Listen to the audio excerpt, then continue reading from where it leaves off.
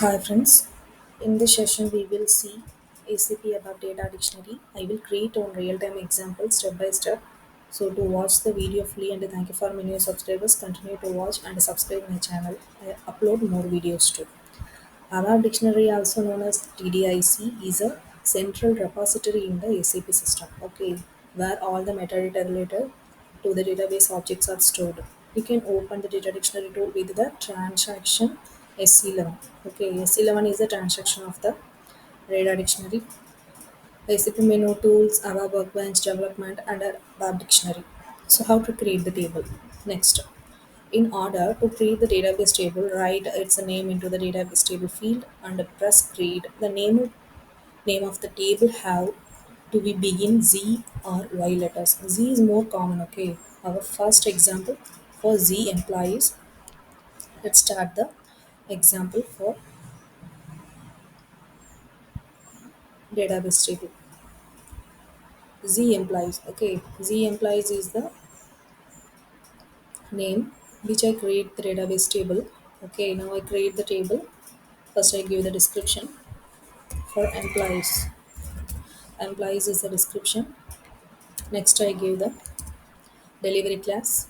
Under data browser table views editing you can give display maintenance allowed. Save it. Go to attributes field. The attributes contains last changed package and original language. Delivery and maintenance contained delivery class, data browser and table view editing. These are the technical properties of the database table. This is also called the transparent table. Next we go to fields. Now we can activate.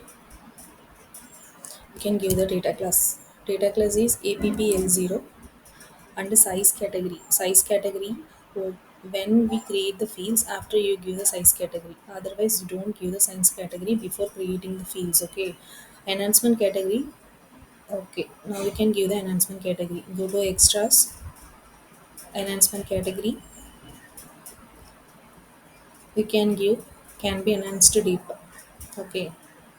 Now you can create the first field. MNDT. MNDT is a first field. Click the data element. You can give the MNDT. Now you can activate it. First field was created. Maintain the size category for the employees. Once we have created the fields, next only we have maintained the size category for the table. Okay. After creating the fields, you can maintain the size category, not before. After creating the fields. Okay. Now save it and activate it. Yes, now my table is activated. This is the way how to create the transparent table or database table. Okay. Thank you friends. In next session we will see more videos. Thank you.